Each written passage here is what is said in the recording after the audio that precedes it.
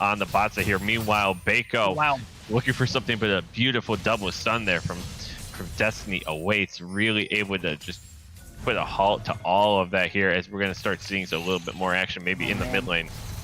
Pings coming out, and the broken record goes off again. Roos looks like they're going to be caught out here, playing up a little bit too far, just saying come over here to Meaningless Life, and he's able to pick up another kill. Really unfortunate, again, just consistently picking on the Vanguard, the mobile mage out of the mid lane, just not being patient, not waiting for the wave to crash into him, stepping up for minions, poppers, controlling that wave well to allow for Meaningless Life to find some success. And as you said on the top side, also, Baco misses the initial Q, and then a fantastic E coming out from the Aurelia to stop any aggression that would come through. So really, really well done on that top side, making sure the pressure doesn't continue to stack and getting Cat ahead even further in the matchup right now. Yeah, I think, and if Arizona wants to get back this lead and push it the way they were, they had that 9-0, and all of a sudden now this thing's really within reach here for Houston.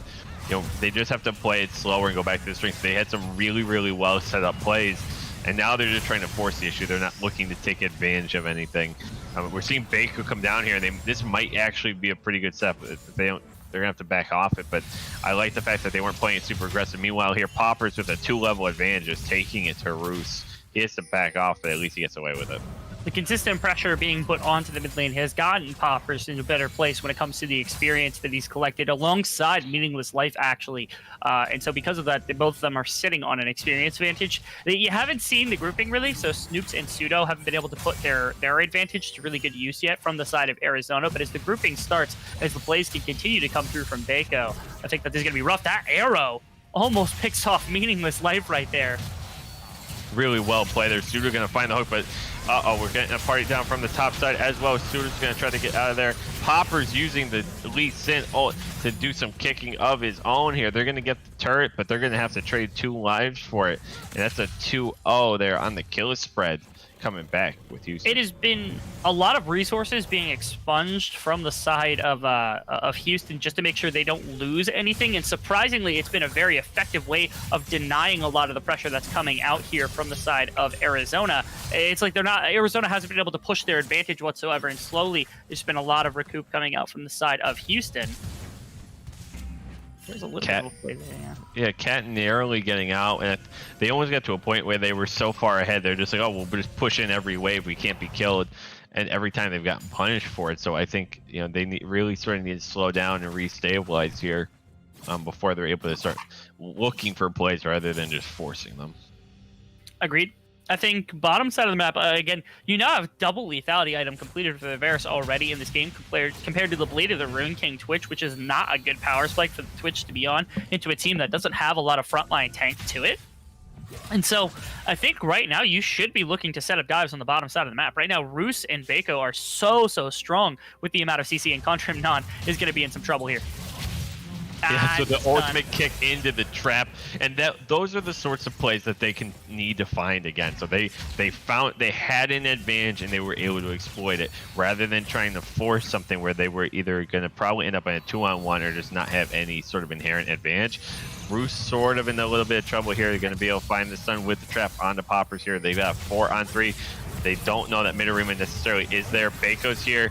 I don't think they're in a great spot, though. We're going to see Baco look to move in, though. He does not have ult available. Snoops is going to get caught out. He does a lot of damage if he's able to land a Q, but here comes Cat. So Cat in a really good spot here in the backline, able to pick off Midorima here. Here comes Baco, able to find Meaningless Life here. Aurelia is able to take down Snoops to make it at least salvageable to a 3-1, but Poppers here trying to get out, gets trapped, and look at that damage from Cat. That's a 4-1 fight and a much needed answer to Houston's comeback here.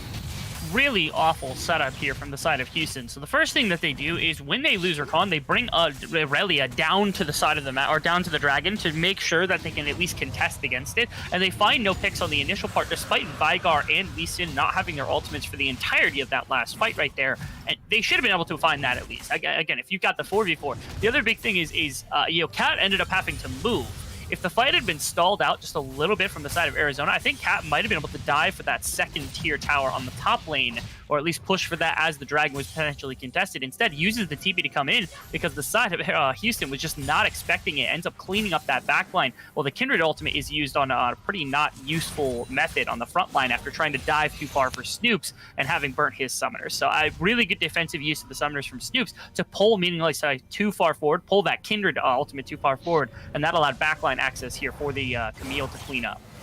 Yeah, I thought Baco was in a world of trouble when he didn't have ult available, and then when I saw Roost didn't either, it was like, uh-oh, here we go again. But they were able to really pull it out, and like you said perfectly, that the rotation there by Houston wasn't what the doctor ordered. I think they had to either back off it entirely and just cut their losses, or try something else entirely, but it wasn't to be there. Mm-hmm. And that sets them up for Soul Point too, actually. They have a chance for Infernal Soul. In just under 4 minutes here. Baron comes live in 35 seconds here. We've got maybe a one-on-one duel on the bot side here. Roos gonna try to tilt the scales in favor of Cat. It looks like that Destiny was aware of that. Gonna try to eke this one out, but Cat starting to get the better of these one-on-ones, seeing a little help from his buddy Roos. I don't know how useful Roos was in that. I think he hit him with a GLP and didn't even end up stunning him. So the GLP damage was all that was added to that fight there for Roos. It makes me think Cat is going to slowly be able to just completely take the 1v1 in absolute spades, especially once the Blade or once the Trinity Force is completed for the Camille, maybe an Executioners as well to deny the Blood or the Blade of the Rune King healing. But certainly we see the side lane pressure starting to stack up against the side of Houston, given the Camille's power level.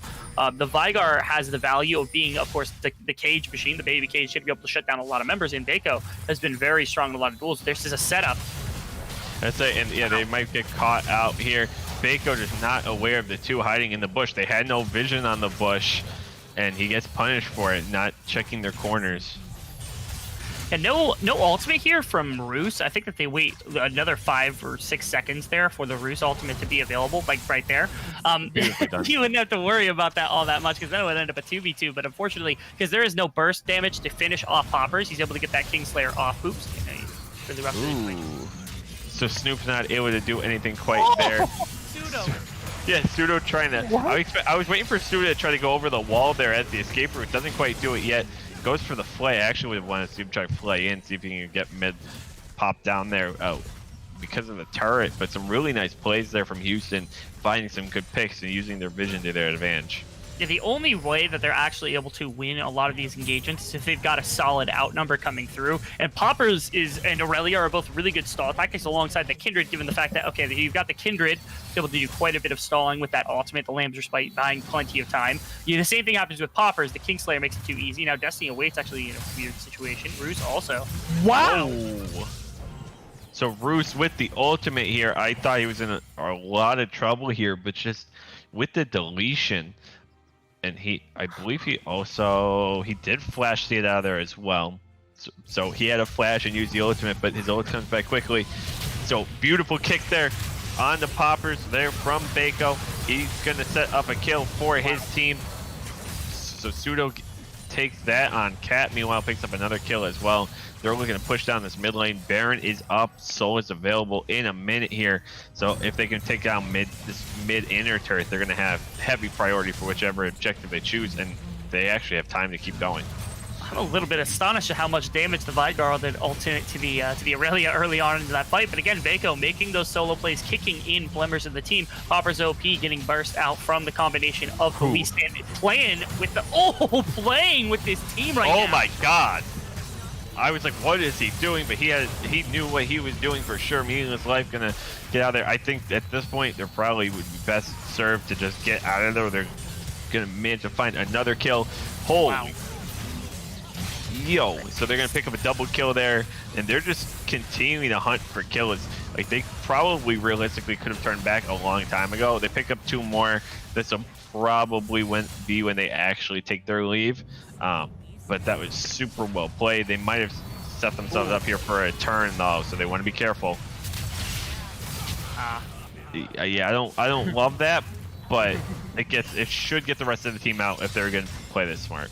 Yeah, Poppers had Poppers has actually made really good use of the Lee Sin kick pretty much all game. And so anytime that's up, you have to be at least a little bit cognizant of that being the case because Poppers has used it in such meaningful ways.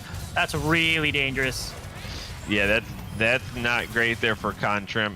So Con's gonna get caught out here. They're gonna feed it to Snoops. I like that feed a lot. Yeah? They've kind of got the Congo line syndrome here. This is starting to look like an ARAM rather than a Summoner's Rift game, but Snoops is going to be taken out. Cat's going to take out. The trading continues here. Yeah, this is playing definitely more like an ARAM than anything else. Meaningless Life going to go into the pit. Going to have a duel with the dragon here. Popper's probably setting himself up for a double. the little bit of a see ya moment, a little bit of a BM there as blue team gets the dragon there. I don't necessarily want to see Bako or Bako going in on this. But here comes the TP. This is unrelenting. They're going for the high score here. Beautiful kick to get her out of her ult. She's able to get back into it though. Meaningless Life taken out.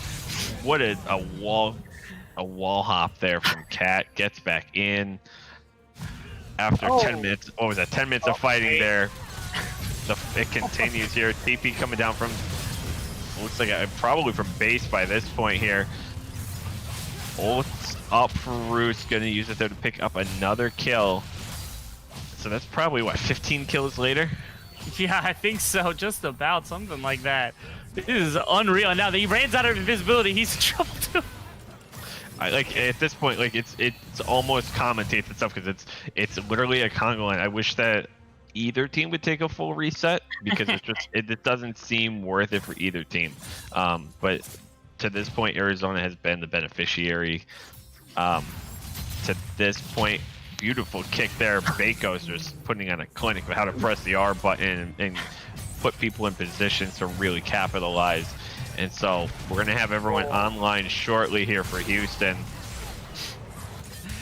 Are you familiar with the term stormtroopering? Do you know what that means? That's what's happening right now. It's just one by one, new person added to the fight, and then Arizona just kills them. And then another person, and and after 4 or 5, eventually they get a kill, and then it just keeps happening over and over. They're such good fools. Yeah, the other day someone had used the analogy in an ARAM of the Congo line. Yeah. And that's what this ultimately looks like. They're not even gonna need. So Soul and Baron were up like hours ago. They're not even gonna bother. I don't believe that they're gonna not get this. Like I don't see why they wouldn't. Destiny's gonna try to go in there. Bako was able to make this an 8-3 and 12 game. Looking for kills instead of the Nexus. Ultimate comes out. That's going to be a 3 count, a 4 count, and an ace on the board. 36-15, and Arizona letting Houston know who's in charge of this series. I think we actually just went 3 minutes straight without fighting at the end of that game. Like I know sometimes it seems like you would go that long without fight or like with fighting or something along those lines, and you're like, oh wow, that felt like it was for. I think we actually had 3 straight minutes of fighting at the end of this game, which is just ridiculous. But that favors so heavily the team that's got the better skirmishing comp and the better gold. Both of those easily went to the side of ASU. I don't really understand what it was. Again, we talked about the compositional strength coming through from the side of Arizona, and Roos had his effects, but I mean, even Snoops and Pseudo dominated the bot lane. Bako was making those kicks happen anytime you wanted to. Cat dominated the side. Like there was not even a single winning existence here for the side of Houston. They're going to go back to the drawing board and find something that can contest a composition like this, because it seems like Arizona has found their niche. I think they have too. I think Arizona really banked on what they have success with, which is, Bako doing his thing. Roos was playing a little bit too aggressive when they got punished for it, and for a second I was like, oh, hold on here, maybe they're gonna blow this, but they were really able to pull things together and bust this series open. So with that, after all that action, we're gonna take a little bit of a breather. I'm sure all of our viewers should too, but we'll be back with game number 4, and that'll be match point here for Arizona in just a couple minutes. Don't go anywhere, we'll be right back.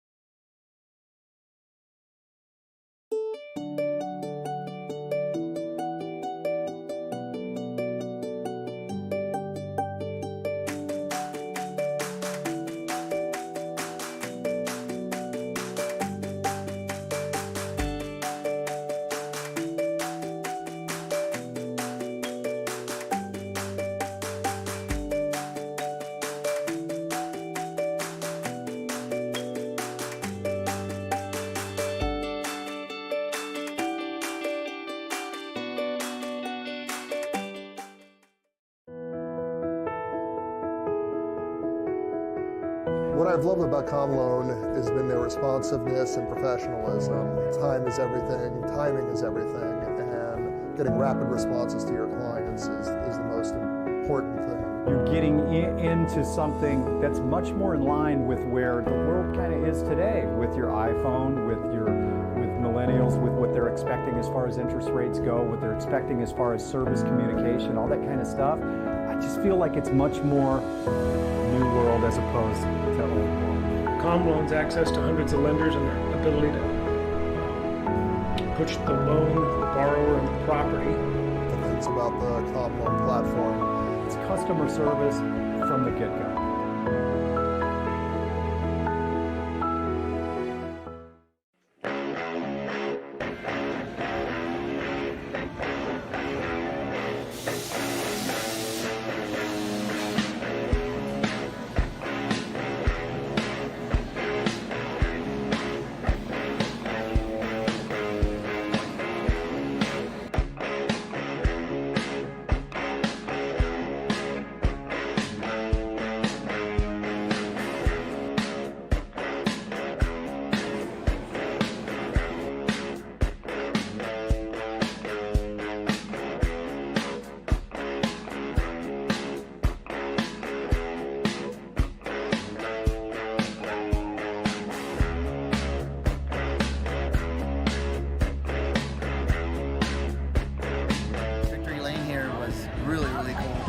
Getting to pose with the winning driver was just a great experience. Loved it, man. It was awesome.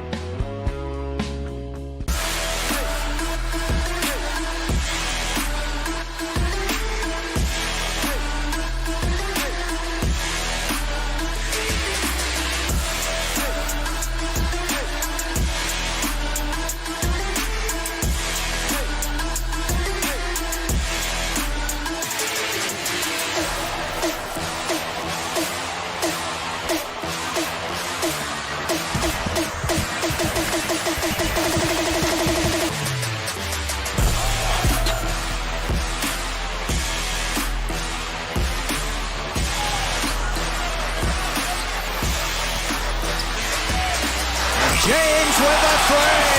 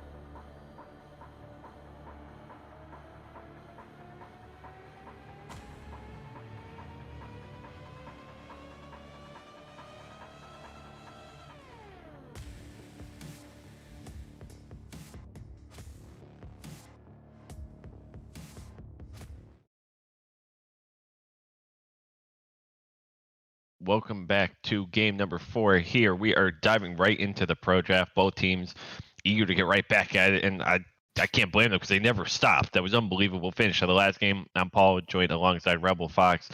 Right out of the gate, Kane, Oren, Lee Sin.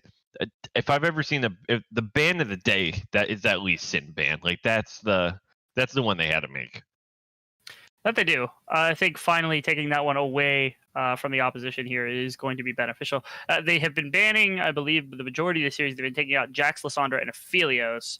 I think they've actually taken that away 3 games in a row. Now, the Aatrox actually was the other really contested one. So Lysandra might come out here, and it might be possible that the Aphelios slips through here as well. So the determination now is between whether they want to ban out the Aphelios or the Aatrox. It's great. Yeah, of course. And I sort of actually like the Graves better. Like I don't hate that. I think that's a suitable replacement. I have to say, and we're gonna see a Syndra picked out of the gate here. I think that's a really smart first pick. An Echo picked out of the gate here for Houston, along with the Aphelios. I think I like both picks. How about you? The Syndra, I like. It could still flex to the bottom lane if absolutely necessary. We saw that with the potentially with the Tristana. That didn't happen, but I would like to see that potentially happen as well. And then we have Varus being locked in here, so they're going to be able to get 2 of the absolute top 10 picks. And then, of course, we get the Thresh, so we get all of the picks you could ever want on the side of Arizona. The thing is, Echo is kind of the standard counter pick to the Syndra, and you've got the team fighting Aphelios without the Thresh, but you have a little bit of other stuff that you can run with it. And they're running for the Elise also. They want more proactivity out of their jungler early on. Yeah, I think I like that a lot. I think I like that they're already kind of prioritizing picks that are more meta. I mean, we saw a very unmeta team really get curb stomped. So I think opting for something that's more proven and just generally has a little more punch is prudent of them. They're going to see a ban to the Aatrox and the Vladimir, so really dictating the top pace. But they gave Arizona Syndra, Varus, and Thresh, and that's going to be really tough to go up against. I think that's the case. It's difficult. I am a little bit upset that they're not going to get their hands on the Aatrox yet again, because the Jax is off the board. They have not let that through the entire series, and they're not going to let the Aatrox through either. So once again, we're going to see what it is that can be done. The Camille was very mean. They're going to ban the Fiora, but the Camille is still available here for Arizona if they would like to take that one for themselves. And I could see them doing it. It would make a lot of sense. The Camille, I thought last game was a surprising, huge benefit. Gotcha. And I'm thinking Renekton might be a grab here because it doesn't really matter what the opposing top laner is at this point. With Aatrox off the board, Ornn off the board, and Set potentially. Oh, Set's actually still available. They could grab it, and it wouldn't be bad. So, but the Renekton being taken in the final pick, I think would be enough, jarring enough to the side of Arizona, especially when paired the Elise. You could dive most top laners here. I would love the Renekton pick. I think I've seen enough Renekton recently that I think he's become the counter to all of the picks per se. To your point too, if everyone else is banned, who's left that's strong, it's probably Renekton. Arizona saw exactly through the ruse of Houston, and they say, no, not today. I love that. Arizona has this might be their best comp of the day already. And I haven't even seen the last pick. I mean, let's see them pick something real stupid and prove me wrong. But Nidalee. I like All right, it. okay. I like that a lot. I like that too. Yeah, we saw we see the Nidalee is able to get aggressive pretty early on. It's able to match the Elise in terms of farming, at least if not outpace the Elise in terms of farming. And even if you land a spear, there's some potential. So long as you don't get cocooned, you can actually kill the Elise as well. And the rest of this team, you have good poke. Varus, Nidalee, Syndra. You got a formidable front line in the Renekton and the Thresh, some side lane pressure in the Renekton. You got a lot to control here on the side of Arizona. I really like the way they've taken this one. Houston, if they're looking for a top laner, they need something to fight. Set is probably the most generic, but they're I don't know. Okay, wait, hold on. I'm trying to decide. Okay, right now. Yeah, I'm not gonna crush them. It's Camille. Yeah, because I was they're running low on time. Yeah, I figured that was gonna be the case. Yeah, so they're gonna go Camille. Makes a lot of sense. I would have liked to see the top lane Victor, but I don't know that it works very well into the Renekton is the one thing. They got some buffs recently, and I want to see if it works yet again, because I know Victor used to be a top laner, but obviously the Camille, something it fits a little bit more of the mold, can contest against the Renekton in the side lane, especially if it gets ahead, but early on, Renekton's still going to bully that very hard. Yeah, I just looked up too that so we're letting the teams know that we're ready to go for them to enter the draft. I had just looked up too. Yeah, Victor had gotten buffs this patch, so it wouldn't have been the craziest thing we've seen, but certainly would have been up there, especially to that point for a fairly conservative meta draft here. So we're gonna see. I guess I just realized now. Is Echo Mid lane. mid lane? Okay, yeah. It's Echo mid into the Syndra again. That's like the OG counter. When Syndra stepped back into the meta for the first time in a couple years ago, and Echo was out. Echo was like the counter pick to Syndra because A, you can assassinate her, and B, the ultimate prevents her ultimate from just killing you immediately. Seems like that'll be a good pick for them for sure. I think I like it. I really like the. Hold on. Okay, I don't know if Meaningless Life is stepping into a different role in this one, or if they're just way off where their positioning is in this particular thing, because it doesn't look like we have everybody in organized fashion here on the side of University of Houston. So I'll wait and see what it is that they take. But again, if Poppers is going to be the one running the Echo out of the mid lane, I like that a lot. I think he's had a lot of pressure into Roos, and being able to set up things like the bubble. It's okay. This is where I'm confused at, because confirm not. He was been playing support pretty much the entire game, so I expected they're just out of order. I just want to they're just out of order. I say he's just jungling now. He's found his niche. His switch is it's jungle Nautilus actually the whole time. It's Elise support. Yeah, that would have been an experience. Yeah. But I really do like. I think Cat's been playing so well into the backline. Like when we saw Cat on the Aatrox getting into the backline and just sort of being absolutely ruthless. And so I like them actually picking around that so far. That Destiny hasn't really been able to stop him when he goes into the backline. So I really like that pick, and I think they're gonna have a really hard time pairing that with a Nidalee stopping a two-man dive onto Camille. I'd say that would be the case. The only benefit of having the Camille as opposed to the Renekton in this case, alongside the Elise, is that you can reset Tower Aggro twice here. So you can say, start with Camille, use the Hextech ultimatum to lock in the Renekton, then throw Elise at the Renekton as fast as possible to start getting Tower Aggro there, then go up into Repel and cancel that as well, making sure that there aren't more than like 2 tower shots taken by either at any given time, which is really, really neat to think about. You can do the same thing with Echo also. Echo can also reset Tower Aggro, so there's a lot of dive potential for this team, but it is a little bit feast or famine, because again, I mean, the Elise has to succeed early. The Echo has to get at least some damage later on in the game. It's very easy to play the Echo with a low cooldown on his ultimate, but still needs a little bit of the burst damage to bring down Varus, bring down Syndra or Nidalee later on. And Camille's kind of the same way, where against the Renekton early on is going to struggle, so a little bit of resources early will put the Camille in a much better place. The only real late game insurance is this Aphelios right now. Absolutely, and so they've got their work cut out for them as we go into game number 4. Here is match point here at stake for Arizona, so they have an opportunity to put this away here. And with that, as we prepare to go into game number 4, we'll hear from our sponsor, Nordic Industries. So Nordic Industries is the largest fencing manufacturer in the Saskatchewan area of Canada. Efficient production, diversity of products, and access to high quality product is what really sets them apart from other companies. Contact them today online or through Facebook. View from the top: marketing, website design, social media strategies. Nothing is like the view from the top. So we have game number 4 coming at us in just a few minutes. So as our players load into the lobby, into the Rift, we'll take a short delay along with them. So don't go anywhere. We've got game 4 and possibly match point coming at you in just a few. Experience been like at NACL, and how would you recommend other players to join? What are some of the highlights of being a part of this organization? NACL is an amazing organization. Since the moment we met NACL, we have participated in every single tournament we can.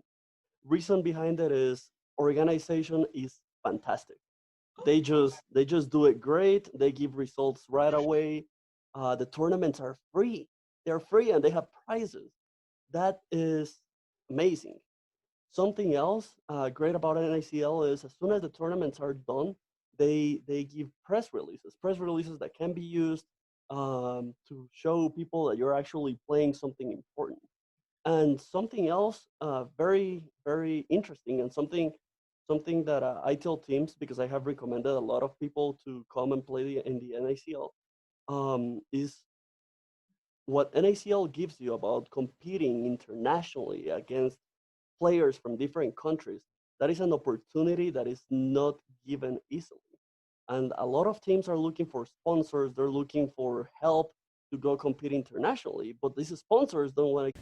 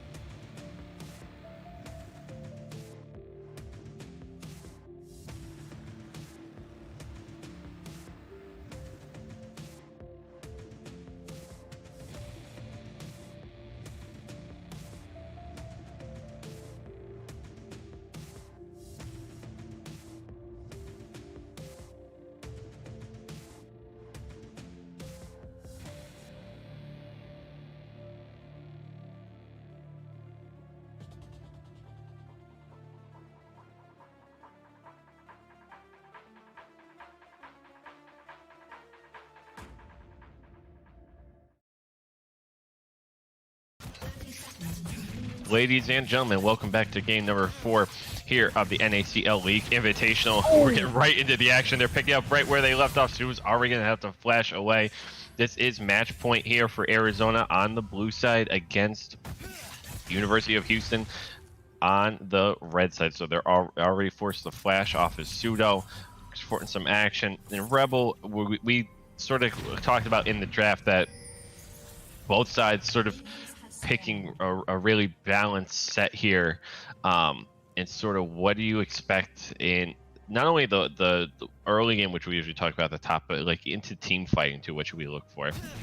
Again, I think the real pressure that comes out here in the team fighting aspect is with an Elise, with an Echo, and with a Camille. There's a lot of pressure onto the backline. Roos and this Varus here are going to have to do quite a bit of work to make sure that they don't go down to a lot of the pressure that get brought out from Echo and from Camille, especially the Echo, who's very safe to dive with. I mean, you can pretty much just skill check anytime you want to make sure that they are paying attention and that they're not just going to give away a free kill over to the Echo.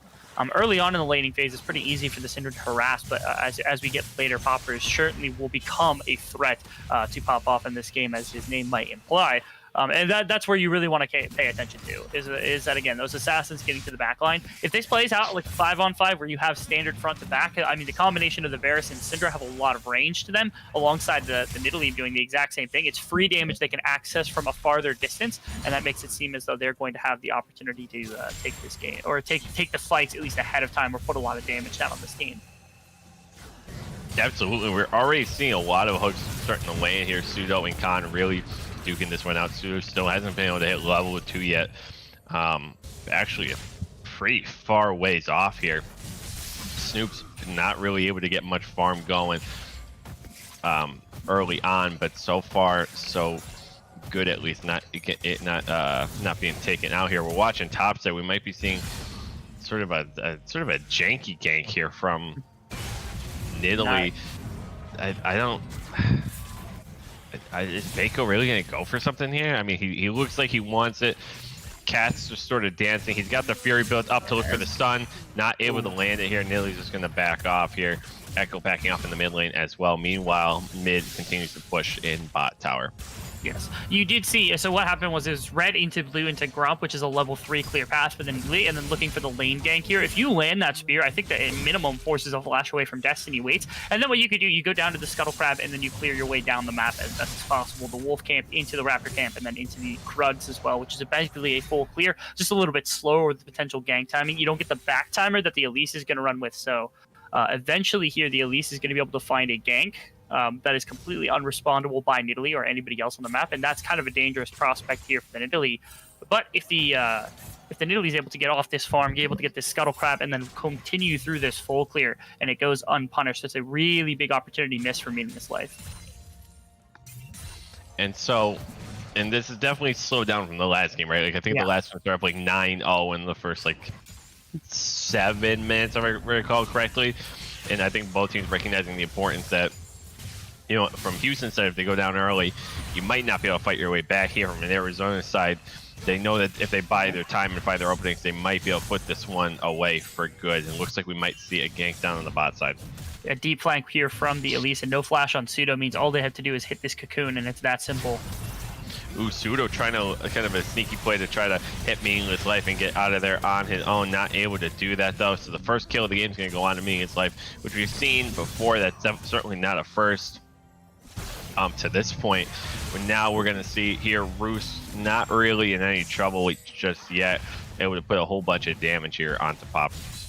Really well played here from the Elise. Again, with the Nidalee taking such a greedy pathing to try to get a gank early to get this Renekton into a really good spot in the laning phase, you end up sacrificing a fair amount on the bot side, especially since you lost the flash on that initial engage for Pseudo, and you had lost the heal from a previous engage that had come through from Snoops, and that was the really big loss here that had come through. Again, it's not a ridiculous pathing if the flash is there from Thresh, because there is no real threat. Here's potential play onto Midorima. Yeah, Baco going for a hook there, sort of getting a little bit janky because we see a hook and then the treasure as well. But Snoop's able to pick up Midorima and able to get on the board. We already see a BF here from Midorima, so we're probably going to have to see an answering back here from Snoops pretty quickly to balance things out. But they might look at the other Crash Tower here first. They might. Level 6 from Roos and not level 6 from Poppers, so a little bit of harass there would go a long way.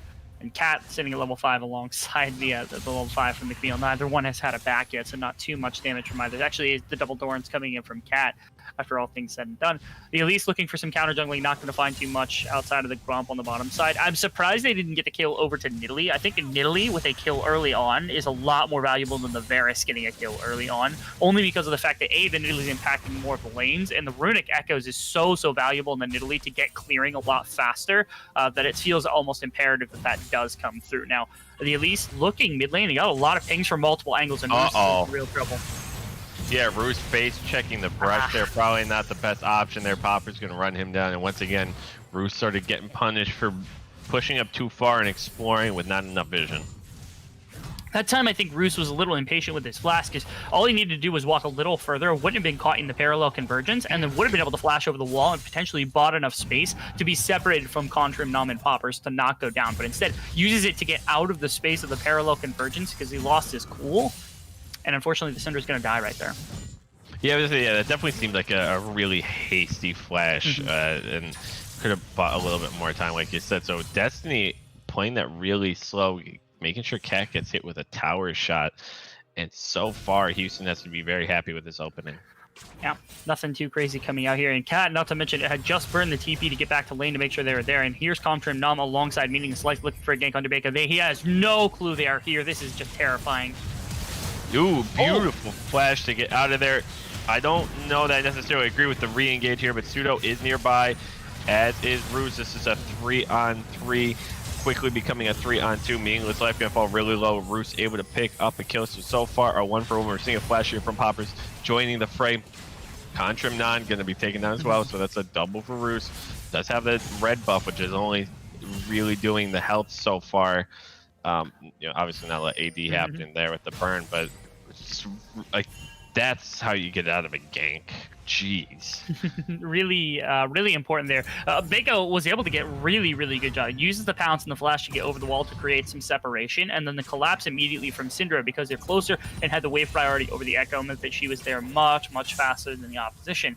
And then of course Poppers looked for something and continues to fish for these parallel convergence, but isn't able to find it. And then Pseudo and Snowbase, or the Varus, or Snoopies, my apologies, coming through here on that room back to the red buff was really big as well. Here's the play onto this one. I think this might be a one fight. Yeah, I think so. Mid's gonna get rooted there. Pseudo's in a bit of trouble here. Snoops really can't do anything to step up. basically one shot here, and just so much damage from the Aphelios. I mean, the amount of stuff that he just puts into an opponent here, they're going to be able to get out with their lives. So now it's 3-on-3. Gold is almost exactly even at this point, and both teams have a lot going for them. And it needs to be said, Roos having 2 kills and being the power so far is a big deal, but Roos is also the one that gets caught out the most so far. That's true. Has a kill over on Poppers as well, so let's see if Poppers can make that happen in the mid lane. Or already has a DCS deficit, however. I do have to say, bottom lane, really, really impressive use of the Calibrum Crescendum. Actually, top lane, Cat is on the path. Wow, yeah, nearly soloing out Destiny on that one. Yeah, and not what I would have expected, but you had said perfectly, Renekton's going to really play well in a lot of these duels. And just absolutely putting it down here. Able to pick up another plate. Probably going to pick up at least the third here. No pressure coming here, but we're going to see Dragon go to Houston. Yeah, I think it's imperative right now. The Dragon control isn't massively important for specifically. I think Arizona doesn't care too much about it because they can contest a little bit later with all the range that they've got. Getting the gold advantage, I think, is more important. In the third plate on Cat here in this case, I think was a little bit more important than not giving up any more kills, especially if the Blade of the Rune King is going to come through here from Cat. Once he has that one picked up, it's going to be near impossible for Destiny to ever even come close to him in the 1v1 for the remainder of the laning phase for the most part, especially if Keiko sits up here and camps him for a little while. Absolutely, and so again, we still see that gold lead about evened up. Neither team quite able to wrestle a hold of that yet. Cat's in a pretty good spot here on the top side. He's also got Keiko lurking in the shadows, gonna look to get involved here. Ooh. It does have the Rift Herald, so they're gonna be able to pick up tower there on the top side. That's gonna be really big here. We're seeing Roos come up here for the three-man dive if Destiny chooses to go in, but might not have a choice here. Gonna have to flash away, get stunned. Nice. Roos gonna do an absolute ton of damage here. Keiko picks up the kill, they pick up the tower, and they're just gonna put topside under siege. Like that usage of the ultimate to set up a much more easy to apply stun. So rather than utilizing the Q or the W to reposition a ball to try to make the play against Destiny, where Destiny can maybe reposition or walk out of the potential stun, instead uses the ultimate to make sure that those are going to be in position for the stun route. Underneath, the tower is rooted up. Beautifully done. We see the old come out from Nod there. Snoop's able to pick up the kill. Great stopwatch usage there. Able to just avoid everything. It doesn't get much better than that. Pseudo just clowned Contrim Non right there. First he hooks him underneath the tower and got him underneath the tower to take tower shots. Contrim Non burns the stopwatch, and then of course Pseudo burns his right as the hook comes through. That might have been enough to CC him in place so that Midorima would have been able to capitalize on. I gotta love the way that played out. And after game number 1, Snoopies and Pseudo have been playing so well in this bottom lane. Getting their hands on the Varus, getting their hands on the Thresh has been a godsend to them.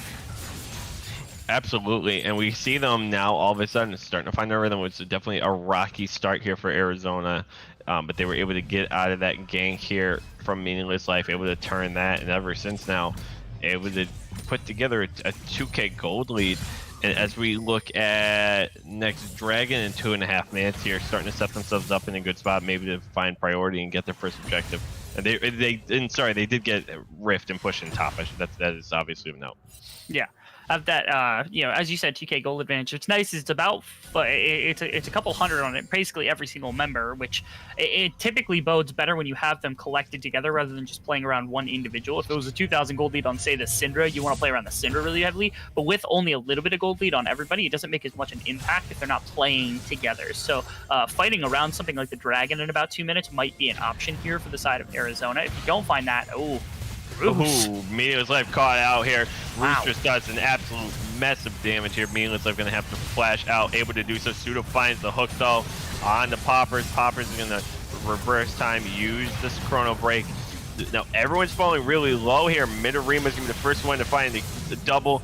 They're able to turn the fight somehow. Snoops finds the kill. Make it 3-1 at least, but what a turn. Yeah, that was rather impressive from this team. Both teams lost members. They got so ridiculously low that it was insane. I mean, I think Meaningless Life and Contrim Nam took so much damage that they were down to like less than 10% of their health bar. Even Poppers, I think, got really low even after the ultimate was used. So you can't say that it was just a definitively one fight here from the side of it. They just played out the ending of the fight much better. And getting a couple kills on Midoriya was huge because of pick off. Ooh, beautiful flash there from Snoops, able to pick up the kill. So that's a 4-0 Vars we're looking at. He's got 1,400 gold in the bank, and he's looking at his second full item.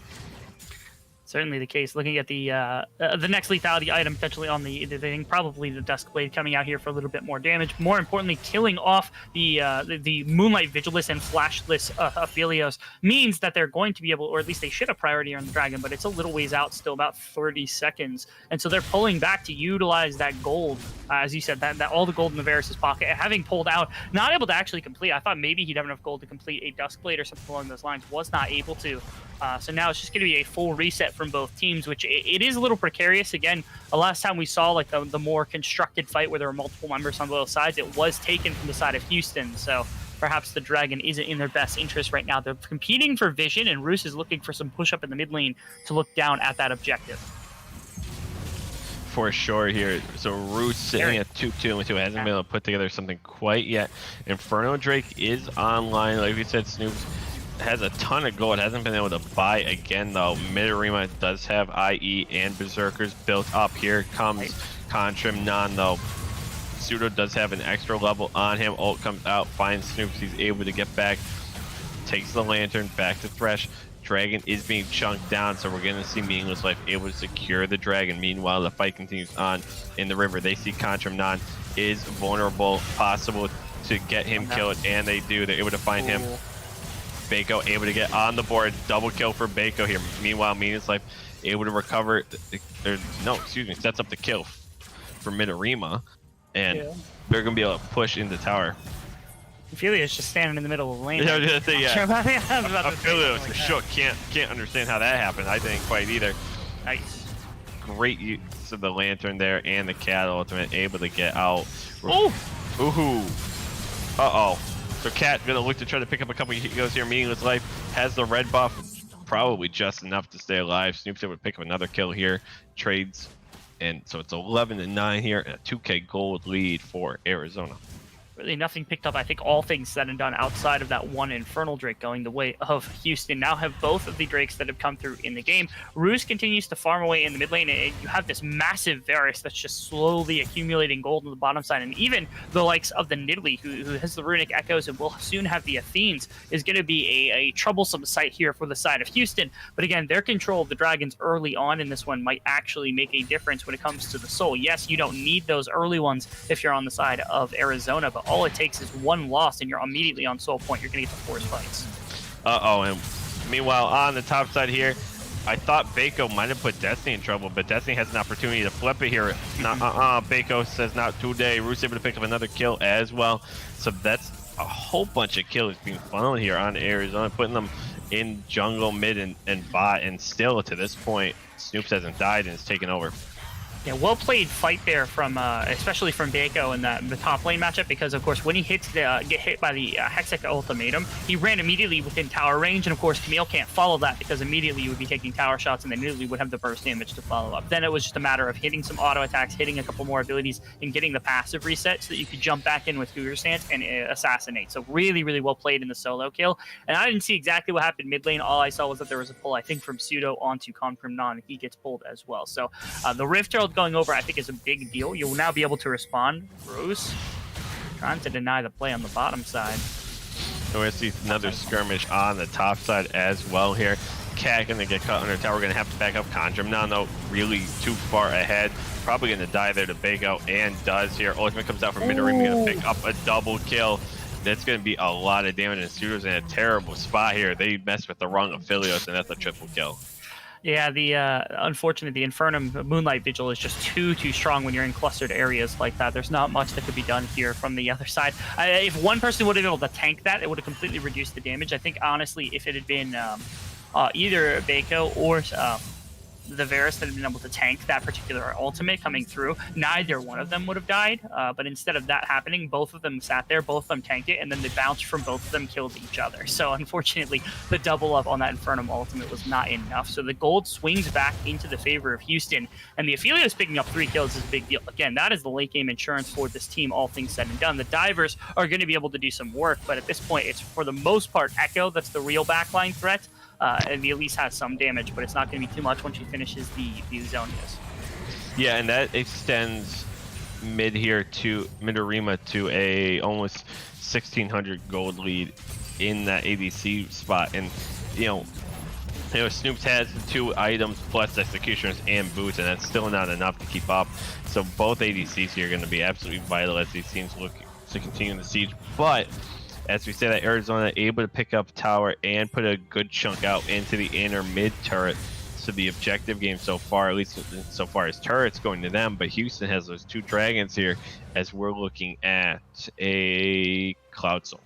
And what I think I need to see here from the side of Arizona, if they want to continue to take this game, is better vision control, especially on the inner part or the outer, the river edge of the side of Houston. Because if they control those river entrances with wards and such, you're able to see directionally where they're looking for an engage from when you've got poke champions like the Nidalee, like the Varus, and you can actually find points of attack potentially also looking into that, which is why I'm really liking the zombie ward from the Nidalee alongside the sweeper, because when they find those wards that are set up so that the exact opposite can be true, they're able to utilize that vision against the team.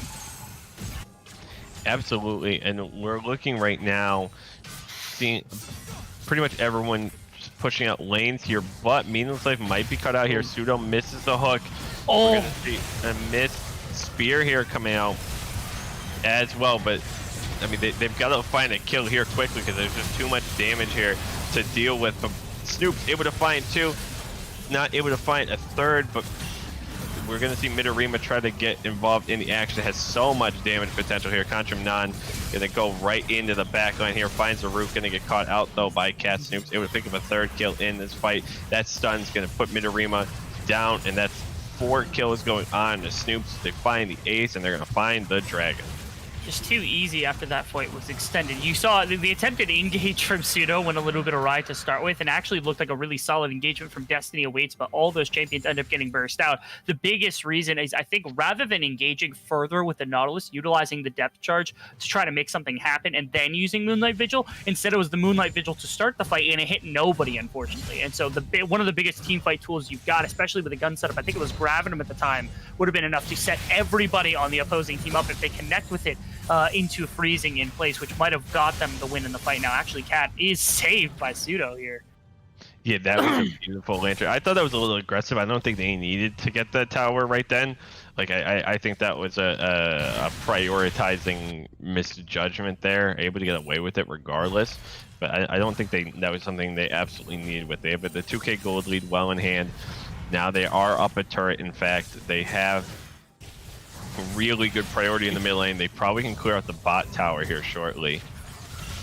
Likely the case. And again, as this team continues to scale up the damage as they are from far distance, the Syndra, the Nidalee, and especially the Varus really does start to ramp up. You already see a little bit of penetration from everybody. Rose in a rough situation. Yeah, I don't quite know what Ruse is doing there. I think they didn't have any vision in the jungle. They really didn't have any idea what was happening, so I don't necessarily love that, but we've seen it sort of throughout the series, and if that's the worst that they're going to have of being caught out, I think that they're getting away with it okay. Yeah, the problem is now, I mean, Renekton heads to the bottom side of the map to attempt to take over that lane, and Syndra isn't there to respond to the top side, so they actually pull 2 towers with combination to Camille. They're attempting to respond, and actually I think they're going to be able to get the inhibitor tower, if not the entire inhibitor, because there is no enhance back. They'll find something on the backside. No, yeah, they're just going to take the inhibitor tower. That's actually a really big steal, though. Yeah, I was gonna say, that's an interesting base race setting up here, but Snoop's basically in the front line here. Pseudo didn't step up to protect him or anything, so he's immediately caught out. I don't like the teleport either. They're sort of fighting from the back to the front now, but they're going to try to turn it here. Dominus comes out here from Cat. They have themselves set up in a 4-on-5 here. Cat doesn't really have an opportunity to set up. They're going to try to poke. The Nidalee poke is massive. She finds an opening, and Kitty is going into the back line. They're going to look for the kill on the Contra, so they kind of proved me wrong. They're able to flip the fight. That Nidalee Spear just doing 2/3 of the damage. They're sort of just going to try to get into the jungle, but they're going to be able to pick up it. They should be able to pick up an inhib here. I think they should be able to. Yeah, Ruse, that TP in was enough, but it really is Baco once again making the plays happen on this Italy, finding the assassination in the middle of a team fight onto both the Aphelios and eventually also leading to the death of Contra. Now, really, really well played on that one. And that was, I mean, initially just a play from Snoopus being picked off on this Varus grab to start with. This is a little strange. I don't know about this call right here because it kind of worries me. They don't have the best consistent damage. Renekton is the best. The Nidalee can do some consistent damage. They're actually burning this faster than I figured they would. And there is no response from the opposing team. They use the blast over the back. Yeah, there's no vision here. They don't know that it's going to happen until right now when Echo is going to come over here. And there it goes. Uncontested is the Baron to the side of Arizona.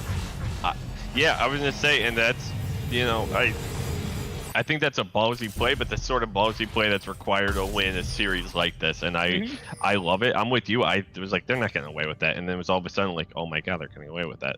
And so really well played. They've set themselves up here with. So the gold lead's not significant. It's only 1.5, but now that they have Baron buff and they've already taken an inhib, they really put a lot of pressure on this whole map. I would like to see Cat in the side lane now, and I would like to see the other 4 members kind of in their own lane on the top side of the map, trying to push both at the same time. This would allow Cat to have an individual lane with Baron buff minions up against. Oh, nice grab, Meaningless. Yeah, Meaningless going to get caught out there. Destiny going to join the fray too. They have to be careful. They have to watch out for the Aphelios because Midorima is entirely fed here. Snoop's going to pick up a kill, but we're going to see Poppers just blast off Baco off the map. They're going to have to look to push Meaningless Life. Going to get popped over the other side. Snoop picking up another kill. Midorima does have red buff, so they need to be really careful. They've got Baron buff. They have a situation where they are in a 4v3. They have a wave. They do have super minions coming up the lane here. So it might best serve them if they're able to get the Aphelios. They're in a good spot, but they should be able to just keep pushing everything in.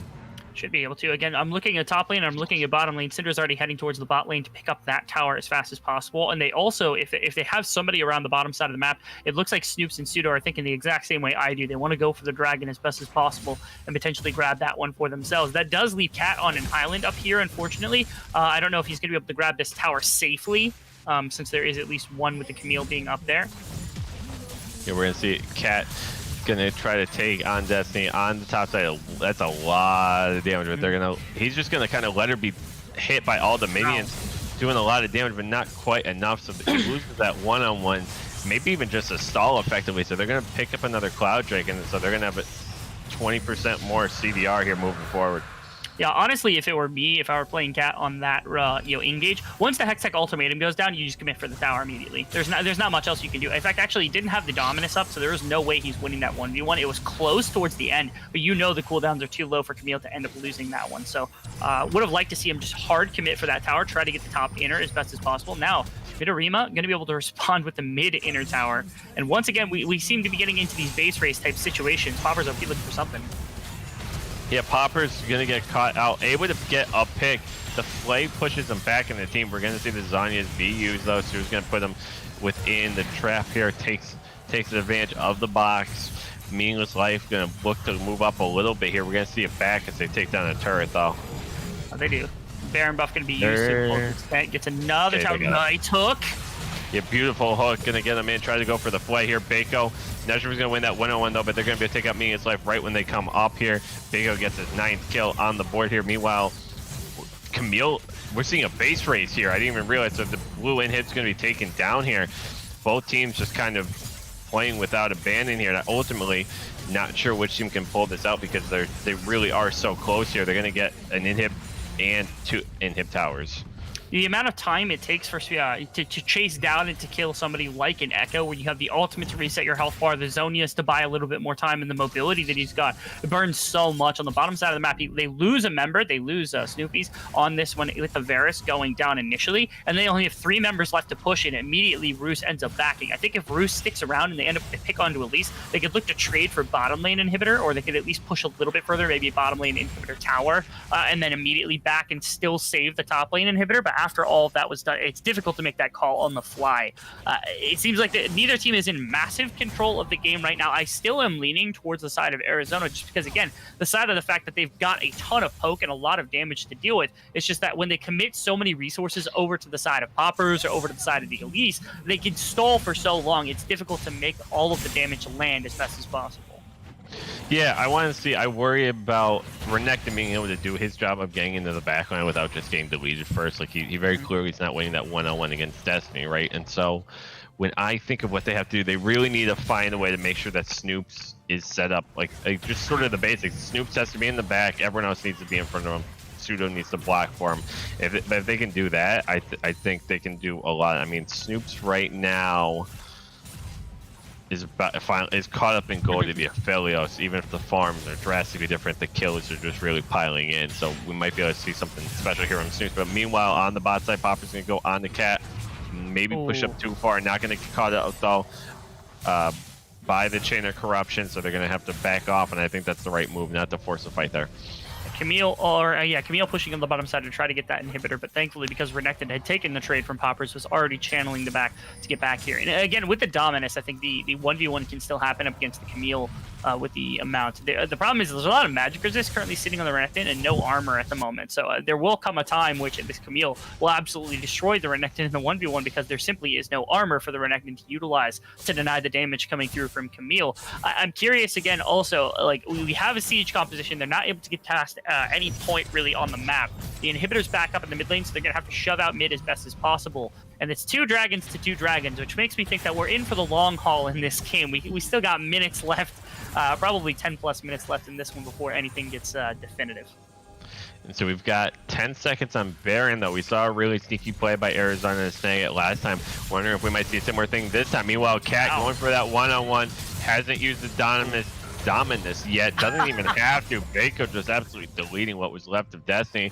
So they could take this 5-on-4 into the pit. Looks like at minimum they're going to set themselves up to at least start Baron here, but watch out. Here comes Midorima and the gang. So they're going to set up in the river. I don't like that.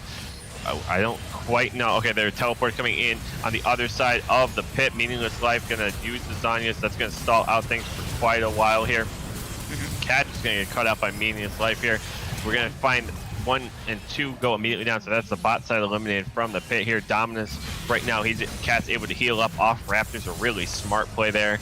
Able to heal up. They're not going to be able to find the Baron right now, but they might actually be able to set their sides on base if they want to. No, I think they can turn back to Baron.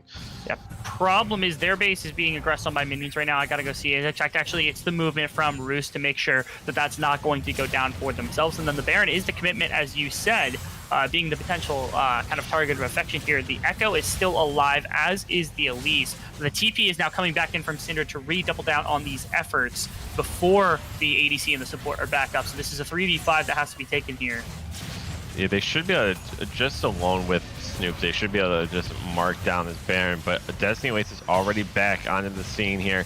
Could climb over the wall and attempt to steal it. I'm not sure that's going to, and so they can reset here. They've got Baron buff. Like you said, super minions are coming to the base, but they should be able to reset and put something together. A fair amount of gold into the pocket, a 14 stack Magi's, and now a fake 5 items, so that's full build now for the Varus on this on the lethality variant of this champion, which has plenty of damage to be had. Not to mention the Lich Bane now done, as well as a 10-stack Magi's here completed for Baco on the Nidalee, which makes it all too easy to find some assassinations. If you're caught out from this poke composition, or if you're caught sleeping whatsoever, Baco is going to punish you. Varus is going to punish you in this composition. I think they could look to run it up mid lane as best as possible. They might need somebody to respond to a base race look here from the side of Houston, but yeah, they're backing. They know that they're not going to win it with the Baron buff. Yeah, and I kind of wish that Houston would try to force this into a base race, and I think we're going to see Destiny start to move up. I think that's might be too little too late, because they've already have 5 people on their doorstep, and she doesn't quite have a big enough wave to really go in, so that might be a little bit too late. They're going to find an inhib at least in a 5-on-4. Oh. Cat's jumping in there. Meaningless Life going to fall very low, get deleted there by Roos. We're going to see Redemption come out, heal Cat right back up here. Baco's going to find the kill right there. See another kill by Roos, puts double kill on the board.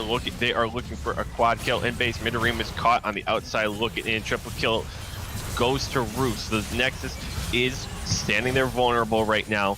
So we're gonna see a quadra kill from Roos, and just like that, that's an ace. And this tournament is going to go to Arizona.